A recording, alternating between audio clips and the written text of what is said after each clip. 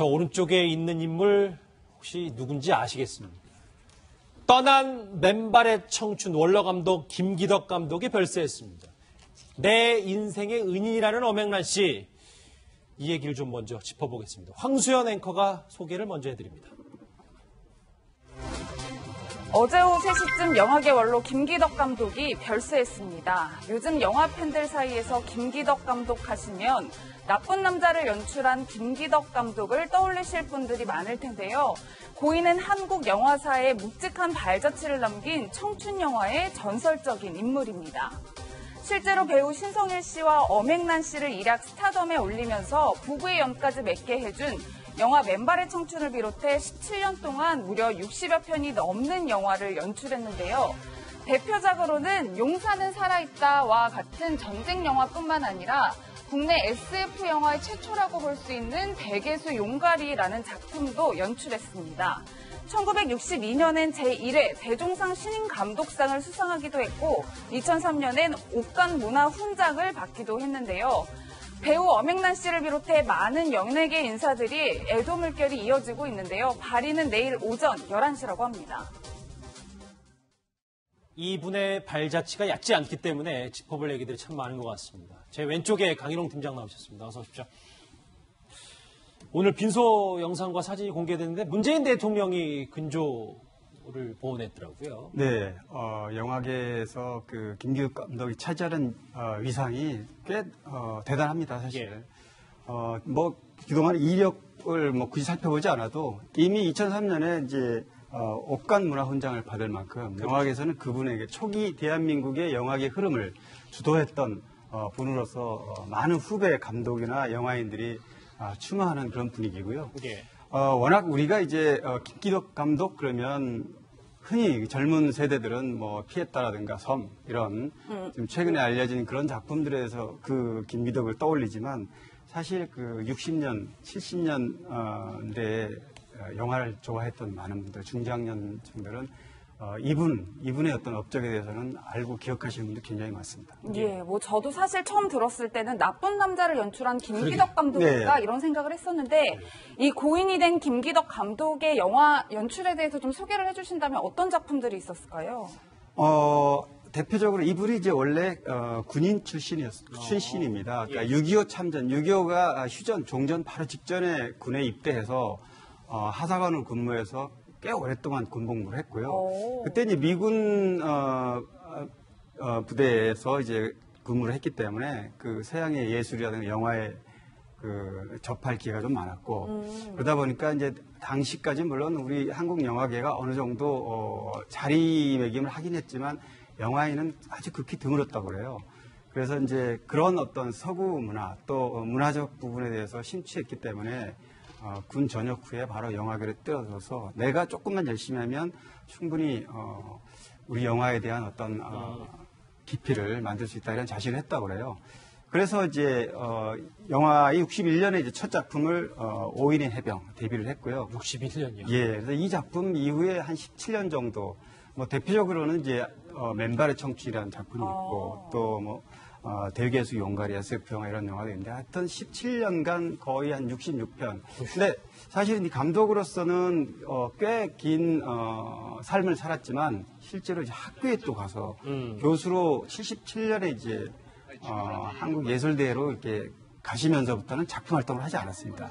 그래도 66편을 남긴 아주 그 유명한 감독으로 남아있죠. 작품 활동을 66편이나 했습니다. 그런데 이게 사실 김기덕 감독이 더 주목을 받고 지금 더 고인이 되시죠 회자가 되는 게 바로 신성희 씨, 엄앵란 씨 얘기 때문이잖아요. 그렇죠. 조금 전에 말씀드렸던 이제 맨발의 청춘한 이 작품인데 이게 64년도 작품입니다.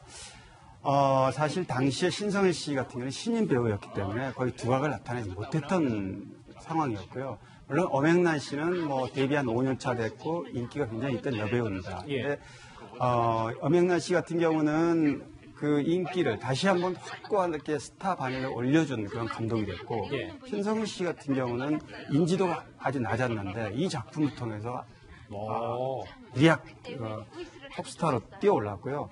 더 한 가지 엄앵란 씨, 신성일 부부에게 의미를 안겨준 분이 이분이라는 거는 바로 두 분이 이 영화를 통해서 부부가 됐다는 겁니다. 그래서 여러 가지 면에서 엄청난 신성일 부분은 아마 김기덕 감독의 타기에 굉장히 슬퍼할 걸. 저기 보니까 촬영에서 개봉까지 한 달도 채 걸리지 않았고 두 톱스타의 만남이 성사됐던 저 맨발의 춘정화인데요. 그러면 여기서 이 고인이 된 김기덕 감독의 대표작 맨발의 청춘 한 장면만 짧게 보고 오겠습니다. 이걸 뭘 먹으러 갈까요? 전 금방 먹고 왔어요. 그럼 차라도 한 잔 어떠세요? 저 다방엔 아직 아직이라뇨? 한 번도 들어가 본 일이 없어요. 어쩐지 무서운 생각이 들어서. 전 도수 씨를 진실하고 올바른 사람이라고 믿고 있어요. 무슨 일을 하고 있든지.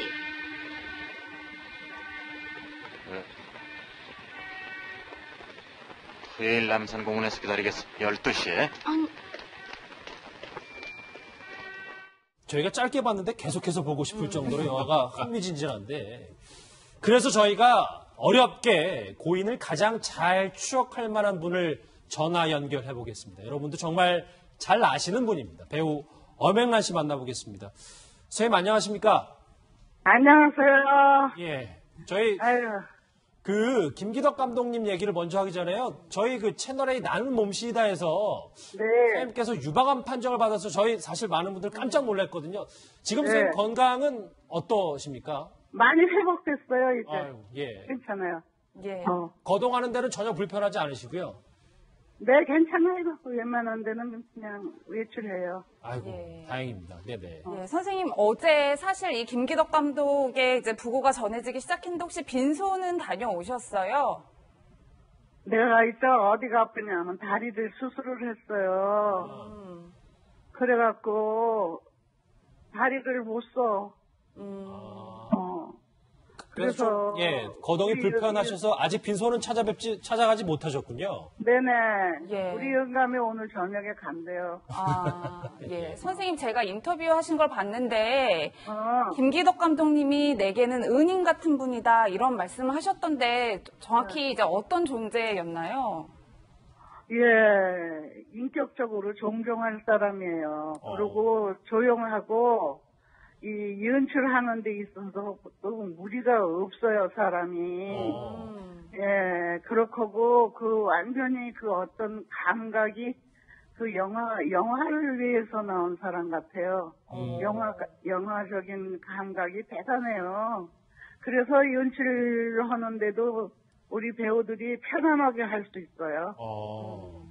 그래가지고, 나야 뭐 그때 중견이지만, 그래가지고, 저희 언론 얘기하면 신성일 씨하고 같이 맨발의 청춘을 이제 찍었는데, 예.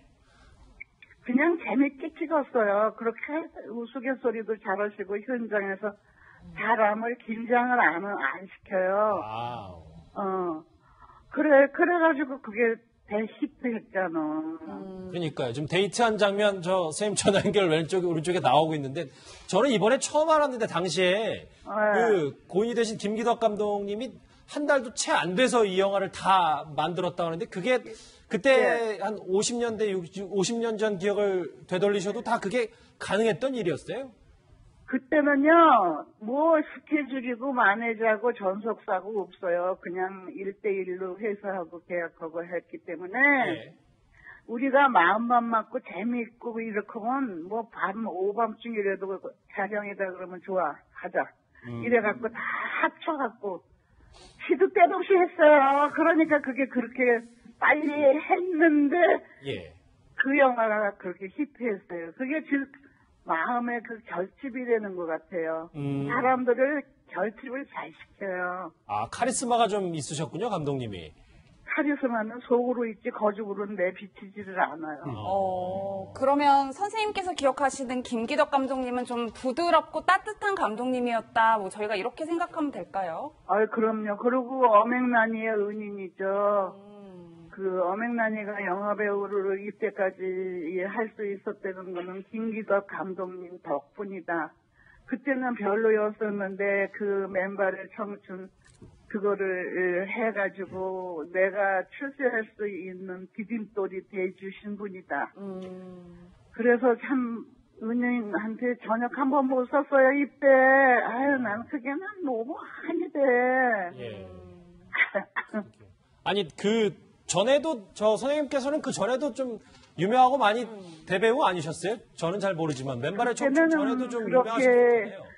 그때 시대는 15만만 들으면 뭐 대단한 거거든요. 예, 예. 영화가, 사람이. 근데 그 15만을 돌파했어요. 예, 예. 그러니까 대단한 영화로 더 사람들이 많이 오고, 또 영화도 재밌게 만들었어요. 아주 맨발의 청춘, 이 재방영하면은 또 보고 또 보고 그래도 또 웃고 또 재밌고 그러잖아요. 근데 어쩌면 그냥 아유 기가 막혀서 말도 안 나. 한번 타셔뵙지를 못해서 내가 그게 이제 철천지 한이 되는 것 같아요. 그게 조금 안타까우시군요. 사실 맨발의 청춘하면은 예, 말씀하세요. 예. 해보세요. 예, 선생님 말씀하세요. 예. 예, 선생님 네. 좀 기침도 나오시는데 어쨌든 뭐 이렇게 전화 얘기를 더 길게는 안 할 텐데 선생님 이 맨발의 청춘하면은 선생님의 대표작이자 뭐 후배열을 맺어준 아주 기억에 남는 영화인데 출세작. 출세작. 맨발의 청춘하면 선생님한테는 또 어떤 기억으로 남아 있어요? 재밌는 기억이죠.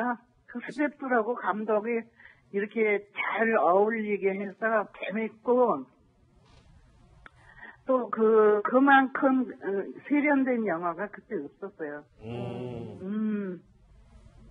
그리고 맨날 웃고 있어요. 지금 봐도 좀 의상도 세련되고, 글쎄요, 맵시도 많이 나오고 그렇습니다. 저 50년 전 영화라는 게 믿겨지지 않는데, 마지막 질문 선생님 하나 더 드릴게요. 네. 일단 뭐 지금 다리가 불편하셔서 바로 빈소를 찾아가진 못한다고 하셨지만, 네. 고 김기덕 감독님에게 마지막으로 한마디 좀 해 주신다면요. 아유, 김기덕 감독님 눈물 날라 그래요. 목이 맵니다. 그 은혜를 내가 갖지도 못하고 이렇게 하고 다리가 아파서 집에만 있고 정말 슬픈데요. 감독님, 아유 감독님 저 세상에 가도 감독님은 복 받으실 거예요. 우리 가면 다 만나요. 이제 갈 때가 다 됐어요. 맨날 요새는 전화 오는 거는 저 세상으로 갔다는 전화밖에 안 오니까 아이고 그래 내 차례도 이제 얼마 안 남았구나라는 생각이 들어요. 슬퍼요. 감독님 이제 건강하세요 되는 거는 말할 수가 없죠. 이제는 그건 빼고요. 예. 아주 천국에 가서 좋은 곳만 보시고 천사들하고 얘기하고 거기서 영화 하나 찍지 그러셔. 하나 찍어서 날려보내면 우리가 또 눈물을 머금고 그 영화를 감상했으면 좋겠어요. 알겠습니다. 감독님 고마워요. 내 일생에 출세 디딤돌을 해주셔서 너무너무 감사합니다. 저희가 뭐 선생님 심경이 어느 정도인지 가늠은 전혀 안 됩니다만 절대 할 수도 없고요. 그런데 저희도 여기 또 같이 계신 분들 좀 뭉클해졌습니다. 시청자분들도 마찬가지일 것 같습니다. 선생님 하여튼 어려운 전화 인터뷰 응해주셔서 정말 감사합니다. 예. 아유, 뭐 한 것도 없고 더 해야 되는데 말이 안 나와서 더 좋은 말을 못했습니다. 충분히 저희가 또 잘 알아듣고 또 김기덕 감독에 대해서 여러 또 다시 추억하게 됐습니다. 선생님 말씀 잘 들었습니다. 고맙습니다. 네, 고맙습니다. 배우 엄앵란 씨와의 좀 의미 있는 인터뷰를 했습니다. 본인의 출세작이라고 제 말을 바로 잡아 주실 정도로 어찌됐건 맨발의 청춘은 본인에게 또 특히 신성희 씨에게도 대단한 얘기였는데 이 작품이 예. 사실 그 엄앵란 씨는 당시에 인기가 꽤 있었고요. 예. 그때 이제 아까 본인이 직접 얘기했듯이 15만 이상을 들었던 여배우라는 그 말씀을 하셨잖아요. 근데 지금 23만 명이 들었다는 거는 이 맨발의 청춘이 이제 그때까지 가장 히트했던 작품이고요. 단관 극장. 그러니까 이제 지금처럼 멀티플렉스 형태가 아니고 단관 극장이고 전국에서 23만이 들었다면 지금으로 계산하면 1000만 이상 관객이 들었다 이렇게 평가를 하더라고요. 그래서 예. 제가 그 영화인 총연합회 지상학 회장하고 이거에 대해서 이 23만에 대한 의미를 좀 얘기를 나눠봤더니 그 정도로 데이트작이었다. 그래서 이제 본인들한테는 은인 같은 감독이다 이렇게 평가하시는 것 같습니다. 예, 강 기자님, 사실 저는 뭐 저 시대의 생활상을 잘 모르긴 하지만 저 시대에는 영화 남자 배우, 주연 배우로 이렇게 젊은 배우를 캐스팅하는 네. 게 굉장히 낯선 일이었다 이런 얘기를 했어요. 그렇죠. 그래서 실제로 엄영란 씨가 되게 이제 중견 배우를 남자 배우로 꼽고 여배우는 이제 젊고 예쁜 배우를 이렇게 남녀 주인공을 하는데 저 경우에는 엄영란 씨가 어느 정도 인지도가 있는 상태에서 신성일 씨를 신인을 꼽았단 말이에요. 그래서 엄영란 씨가 지금 말씀을 하시지 않았지만 실제로 신성일 씨 그 배역에 대해서 굉장히 그 언짢아했다고 그래요. 그래서 그걸 여쭤보셨어요. 네, 맞았어야 되는데 뭐 실제로도 물러가네요. 촬영 현장에서 엄영란 씨가 신성일 씨에게 좀 이렇게 좋지 않게 대했고 스타 어떤 그 인기 스타가 신인한테 대하는 그런 행동도 많이 보였다고 그래요. 그런데 이제 영화 촬영하면서 신성일 씨가 엄영란 씨가 뭐 다치고 그래서 업고 뛰고 병원으로 그 이후에 이제 아주 급격하게 가까워졌고 서로 마음을 터놓고 지내고 이러면서 결국에 이제 사랑에 싹트고 결혼까지 하는 그런 관계가 된 겁니다. 저 아까 뭐 저 엄영란 씨가 좀 이따 영감이 와가지고 이제 같이 윤서를 찾은다고 하셨었는데 그거를 여쭤볼 걸 또 저희가 깜빡했습니다. 또 중요한 점은. 그런데 저는 이 김기덕 감독하면 맨발의 청춘 뭐 당연히 저도 잘 모르긴 하지만 이 필모그래피 그러니까 본인의 작품 세계를 봤을 때 대괴수 용갈이라는 작품이 눈에 띄더라고요. 이게 네. 어떤 작품입니까?